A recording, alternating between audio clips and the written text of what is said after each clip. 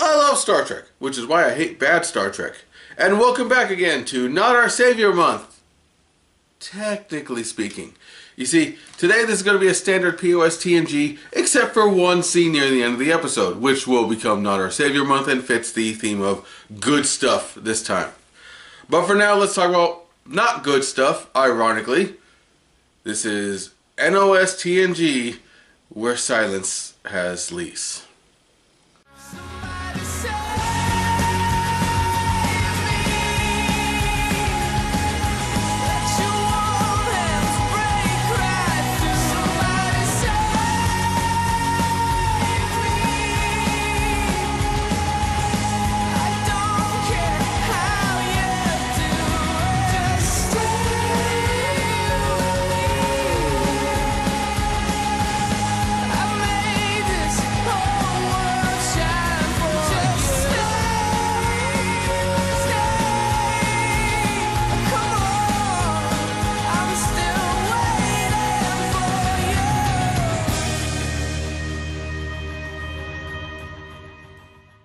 We start the episode with Picard nervous on the bridge. He's worried about both Riker and Worf because they're somewhere out there dangerous. And we cut to them and they seem to be on some alien planet, perhaps on a crucial mission.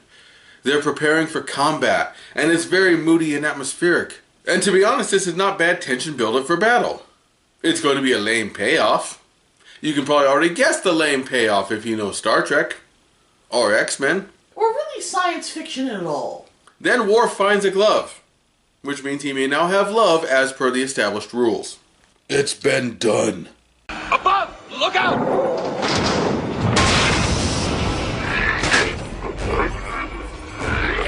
Be slow, Ninja Turtle. The other four don't talk about. And he prays! Oh my God, I pray! I pray to sing your thee!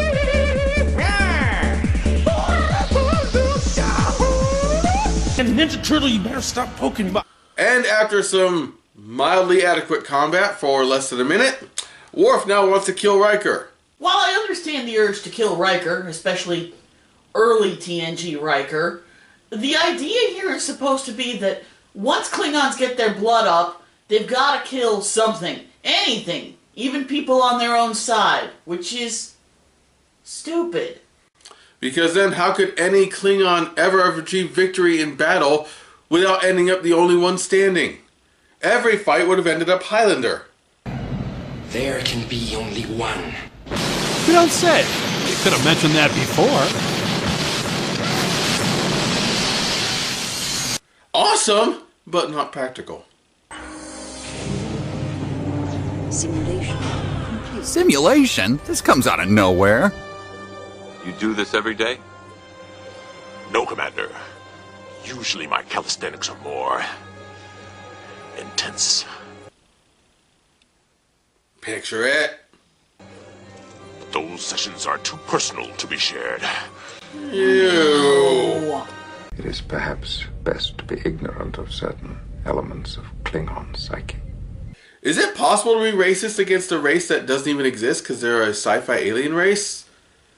Would that be Klingonist? Ridgist. Ridgist, yes. This is extremely ridgist.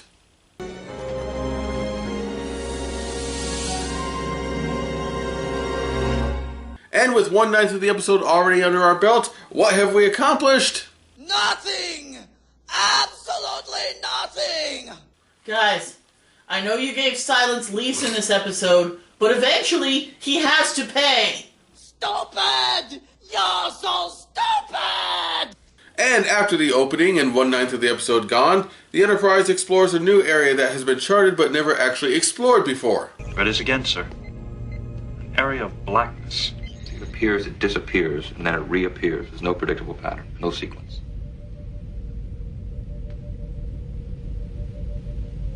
Do something! And they spend way too long literally gibbering on about nothing. Indeed. I believe we have time to take a closer look, number one. They launch a standard probe and it gets swallowed by the nothing. So then Worf has a standard Klingon freakout where he starts claiming old Klingon legends and myths are coming true. My thoughts were of an old Klingon legend a gigantic black space creature which was said to devour entire vessels.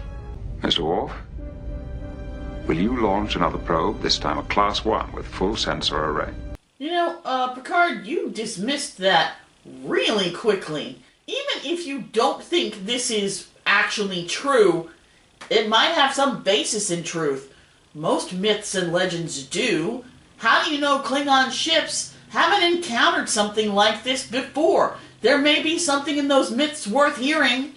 And besides, haven't both you and Kirk encountered spaceborne creatures large enough to attack a ship? Is it that weird to think that the Klingons have also encountered something like that? Or that this could be one of those creatures? And no, later in this episode, we see nothing to indicate that it wasn't.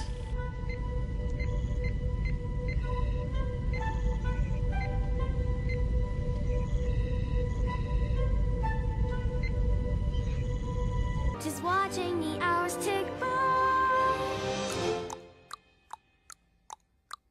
And then the Nothing swallows them. Thanks, Nothing! Captain's log supplemental. While exploring a strange void in space without any form of matter or energy, we accidentally made it into an episode. Remember the course in ancient history at Starfleet Academy?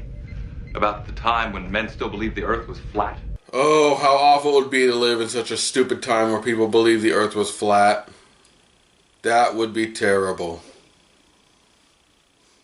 I'm depressed now. Oh. They study Nothing and discover... Nothing! It does know how to do these things, doesn't it? Commander Data knows precisely what he's doing. Dear God, Pulaski, this is only your second episode. Could you try to be human? A little? Maybe? Your service record says that you are alive. I must accept that. Despite my horrible, bigoted instincts. So what is this? Chippist? Yeah, let's go with Chippist. They decide to leave the Nothing, but now space is all wonky and they can't get out.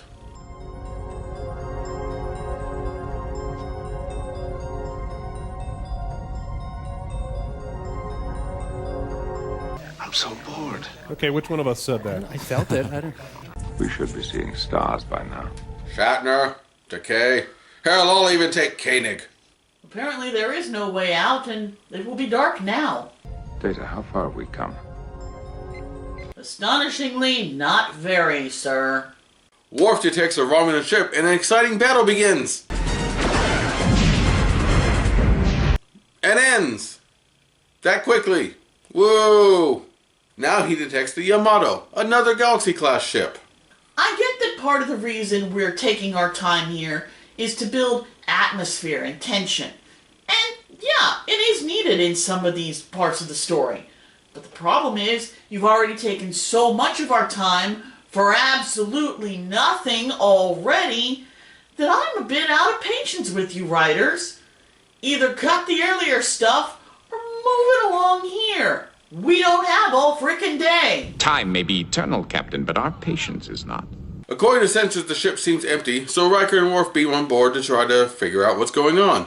They beam over already split up in different places and wander around a bit. And then they reunite. I heard you screaming. I was coming to help. You heard me? I heard you. Wait, is that what Worf sounds like when he screams? That's kind of funny. I don't feel like talking anymore.